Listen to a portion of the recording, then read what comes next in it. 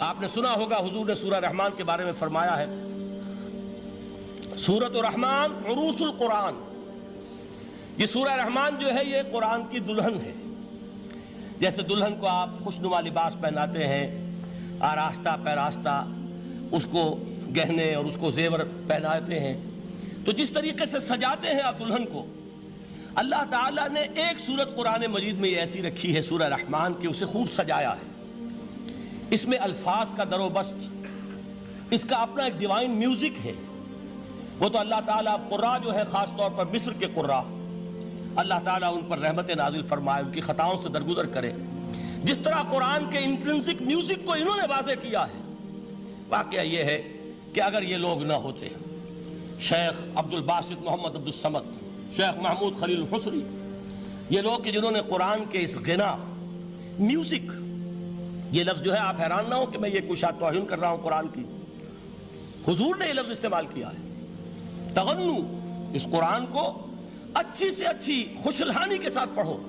من لم یتغن بالقرآن فلیس منا، جو قرآن کو بہتر سے بہتر انداز میں، اچھی سے اچھی آواز میں، خوشلحانی کے ساتھ پڑھنے کی کوشش نہیں کرتا، وہ ہم میں سے نہیں ہے. بلکہ ایک مرتبہ حضور رات کے وقت آپ گشت پر تھے اپنے ساتھیوں کے حالات معلوم کرنے کے لیے. حضرت ابو موسیٰ اشعری رضی اللہ تعالیٰ عنہ ایک صحابی ہیں، ان کے گھر کے پاس سے گزر ہوا، وہ رات کو تہجد پڑھ رہے تھے، کھڑے ہوئے کیف کے عالم میں قرآن تلاوت کر رہے ہیں. حضور کو بہت پسند آئی ان کی قرات، کافی دیر تک وہاں کھڑے سنتے رہے. اب انہیں کیا پتا کون سن رہا ہے. بالکل اسی طرح سمجھ لیجئے ایک بات یاد آئی ہے. حضور فرماتے ہیں کہ جس طرح کان لگا کر اللہ قرآن کو سنتا ہے، کسی چیز کو نہیں سنتا. ہمیں نظر نہیں آتا نا، ہمیں معلوم نہیں، ہم قرآن پڑھ رہے ہیں تو سننے والا کون ہے؟ سب سے زیادہ کان لگا کر خود اللہ. یہاں اس لیے مجھے یاد آیا کہ ابو موسیٰ اشعری کو کیا پتا تھا کہ کون سن رہا ہے. وہ اپنی کیفیت میں نماز میں تہجد میں قرآن کی تلاوت کر رہے تھے، اور ظاہر بات ہے ان کے گھر ایکڑوں میں بنے ہوئے نہیں تھے، ایک ایک کمرہ، ایک ایک کوئی حجرہ، ایسے تو گھر تھے نا صحابہ کے. لہذا حضور پاس سے گزرے، آواز آئی، کافی دیر سنتے رہے.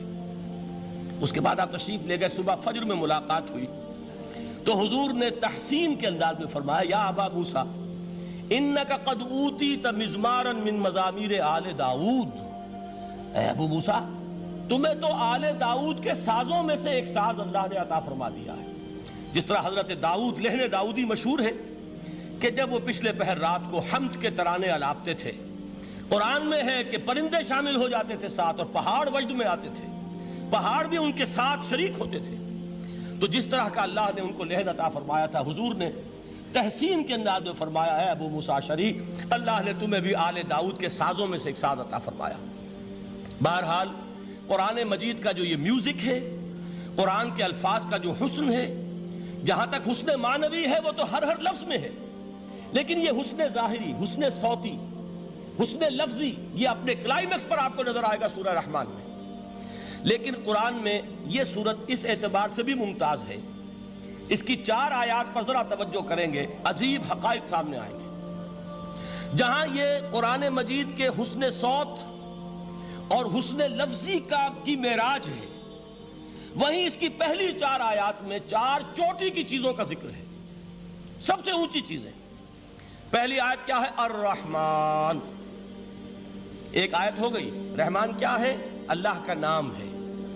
کبھی آپ نے غور کیا اللہ کے ناموں میں سب سے پیارا نام کون سا ہوگا؟ رحمان. کیوں؟ اس کا مادہ کیا ہے؟ رحمت. ہمیں سب سے بڑھ کر جس چیز کی ضرورت ہے وہ کیا ہے؟ رحمت خداوندی.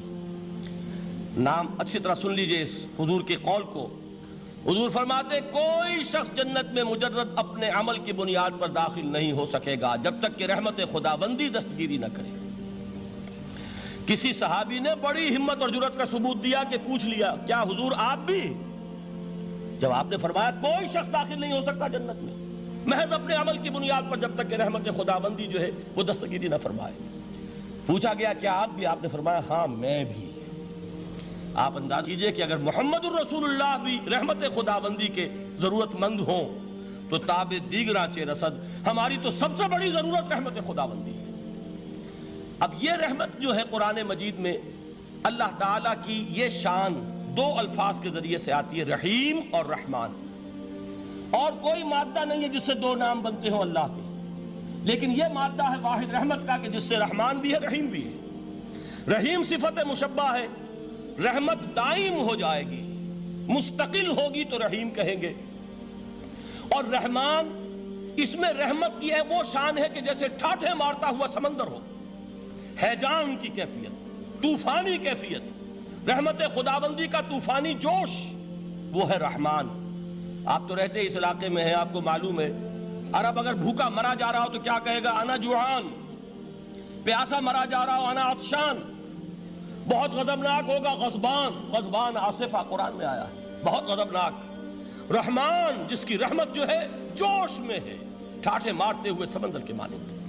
تو یہ اللہ تعالیٰ کے ناموں میں سب سے پیارا نام۔ اب آگے چلیے، الرحمن علم القرآن، رحمان نے قرآن سکھایا۔ رحمت خداوندی کا سب سے بڑا مظہر، رحمان کی رحمانیت کا سب سے بڑا مظہر قرآن ہے۔ ان میں جو منطقی ربط ہے اس کو سمجھتے جائیے۔ اچھا آپ یہ سوچئے، جو علم بھی انسان کو حاصل ہوا وہ کس نے دیا؟ اللہ نے۔ سائنس کا علم کس نے دیا؟ اللہ نے۔ علم آدم الاسماء کلہا، وہ علم الاسماء جو حضرت آدم کو دے دیا گیا تھا ازل میں، یہ اسی کا ظہور ہے، یہ اسی کی ایکسفولیشن ہے جو ہو رہی ہے اور ہوتی رہے گی ابھی۔ اور دوسرے علم ہے وہ کس نے دی؟ اللہ نے دی۔ لا یحیطون بشیء من علمہ الا بما شاء، مخلوق میں سے کوئی اللہ کے علم میں سے کسی شے کا احاطہ نہیں کر سکتا مگر وہ جتنا اللہ دینا چاہے۔ لیکن یہ کہ تمام علوم میں چوٹی کا علم قرآن، نوٹ کرتے جائیے، اب چوٹی کی چیزیں جمع کیجئے۔ اللہ کے ناموں میں چوٹی کا نام رحمان، اللہ نے جو کچھ انسان کو سکھایا اس میں چوٹی کا علم قرآن۔ خلق الانسان، انسان کو پیدا فرمایا۔ سوال یہ کہ حیوانات کو کس نے پیدا فرمایا؟ آسمان کس نے پیدا کیے؟ زمین کس نے پیدا کی؟ فرشتے کس نے پیدا کیے؟ کیا مطلب خلق الانسان؟ اس کی تمام مخلوقات میں اس کا کلائمیکس، اس کی تخلیق کی معراج، اس کے تخلیق کا نقطہ عروج انسان ہے۔ یہ ہے کہ جو مسجود ملائک بنا ہے۔ وَلَقَدْ كَرَّمْنَا بَنِي آدَمَ وَحَمَلْنَاهُمْ فِي الْبَرِّ وَالْبَحْرِ وَرَزَقْنَاهُمْ مِنَ الطَّيِّبَاتِ وَفَضَّلْنَاهُمْ عَلَى كَثِيرٍ مِّمَّنْ خَلَقْنَا تَفْضِيلًا۔